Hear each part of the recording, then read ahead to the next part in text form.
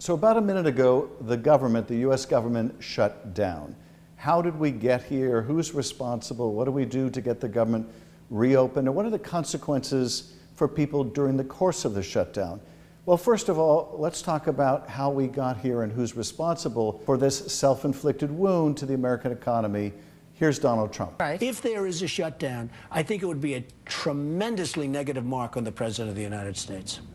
He's the one that has to get people together. Okay, that was Donald Trump talking about who's responsible for a shutdown before he was president. As you might imagine, he's not blaming himself now, although he should. He's the President of the United States. Republicans control the House. Republicans control the Senate. Arguably, they control the Supreme Court of the United States. They control everything. They have responsibility to govern, and they can't meet that responsibility. Donald Trump was supposed to be the great negotiator, wasn't interested in negotiating a budget. In fact, part of the reason we are at this shutdown in this moment is that Democrats urged the president to get together with our leadership and hammer out some agreement to avoid a shutdown. And Trump initially agreed and then said no, canceled the meeting, only deciding last minute he would meet with Democratic leadership the day before the shutdown. And after those negotiations, if that's what you would call it, after that White House meeting, here was the mature reaction of the President of the United States. That's right, he posts this social media clip. Now, I'm not going to play this for you. This was an AI fake video in which they used Schumer's voice to make all these kind of disparaging remarks. It was a ugly, juvenile display, a bigoted display by the President of the United States. That was his mature response after meeting with Democrats to try to avoid a shutdown. So yes, this is what happens when you have a president unwilling to do their job. Now, in terms of what happens, the president has been threatening that if the government shut down, that he would use that opportunity, that excuse, to fire hundreds of thousands of federal workers. The reality is he's been illegally firing federal workers ever since he took office. But he may continue his illegal rampage firing other federal workers.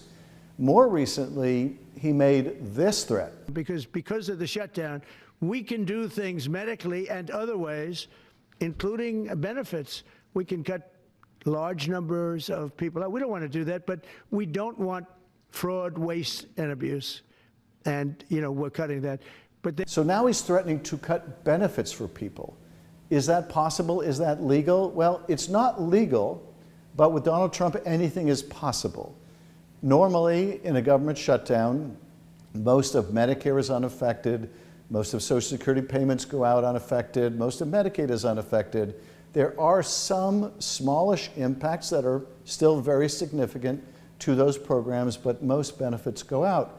But all bets are off with Donald Trump because he's threatened illegal action, and we have seen him take illegal action. He has promised to protect things like Medicaid and then cut $1 trillion out of Medicaid. So we don't really know what kind of damage the president is about to inflict, but we do know this.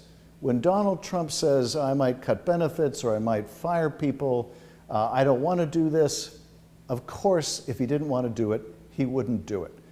This is Donald Trump using a shutdown of his own creation to try to cause more harm, more cruelty to the American people. And it's going to be the American people that suffer from this Trump shutdown. And they will suffer because a lot of federal employees, hundreds of thousands of them, will be furloughed. Others who are essential workers like air traffic controllers or TSA, they will still be required to show up at work, but they won't get paid. So they'll be forced to work without pay. Now, all of these workers, whether they're furloughed or they're required to show up for work, all of them will receive back pay once the government shutdown is over. But nevertheless, this is a tremendous hardship for a lot of federal employees. That is, they still have rent to pay, they still have a mortgage to pay, they still have food to buy, they still have medicine to buy, and they're not going to get a paycheck during the course of this shutdown. In terms of the services Americans rely upon, veterans going to the VA should remain open, but it may not have the full panoply of services, like some of the counseling services may be unavailable for a time at the VA. The Postal Service will continue to run, other services as well, but some are in limbo. The Park Service, for example, the Federal Park Service, many parks may close. Others might stay open but be unstaffed. Others may be open with no staffing and see the garbage piling up in the parks because there are no services being provided there. People applying for passports should still be able to get passports, but over time, if the fees derived from the passport process aren't sufficient, you'll start to see delays in being able to access passports. Many other services will seriously degrade because there simply isn't the federal personnel working to meet the needs of the American people. And more broadly, you have this deep impact to the American economy, which is already in a fragile place. The stock market is doing well, but that's an outlier. This economy has produced almost no jobs in the last several months. Some of the worst job growth numbers, really stagnant job growth since the pandemic, and before that, since the Great Recession. But one thing that has not stopped is inflation. Inflation continues to rise. And through the shutdown and through the president's unwillingness to address steep hikes in healthcare costs, during this shutdown, it's very possible people will be getting notices that their health insurance costs are going up by hundreds and hundreds of dollars every month. Indeed, this is what Democrats have been fighting to prevent in these budget negotiations. Our key demand in these budget negotiations has been, we'll fund some of your priorities, but our priority is making sure the American people can afford their health care. And so we need to stop these premium increases that are going to result from your elimination of tax credits under the Affordable Care Act.